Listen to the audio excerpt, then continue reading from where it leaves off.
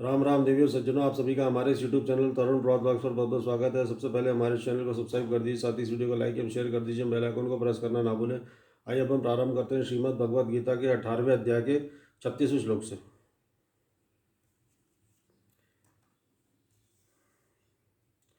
सुखम त्विदानीं त्रिविधम शृणु मे भरतर्षभ, अभ्यासाद्र मते यत्र दुखांतं च निगच्छति,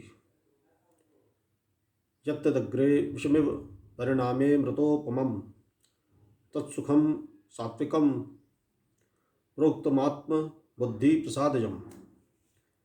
हे भरत श्रेष्ठ, अब 3 प्रकार के सुख को भी तू मुझसे सुन।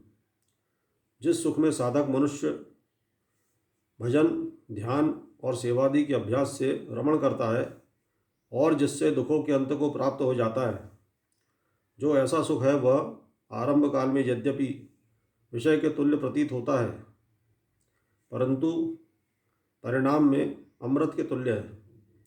इसीलिए वह परमात्म विषयक बुद्धि के प्रसाद से उत्पन्न होने वाला सुख सात्विक कहा गया है।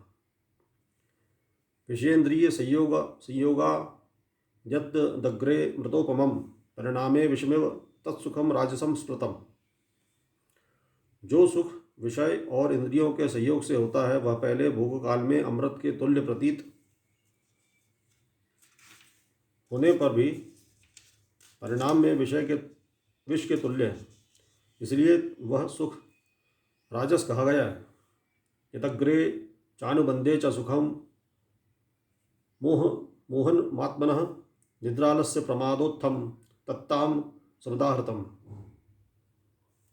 जो सुख भोग काल में तथा परिणाम में भी आत्मा को मोहित करने वाला है वह निद्रा, आलस्य और प्रमाद से उत्पन्न सुख तामस कहा गया है।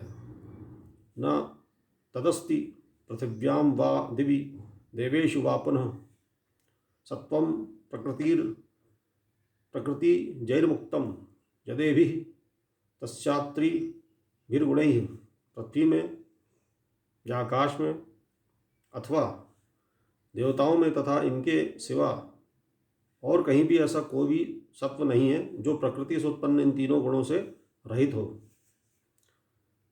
ब्राह्मण क्षत्रिय विषाम शूद्राणाम च परंतप कर्माणि प्रविभक्तानि स्वभाव प्रभवैर्गुणैः।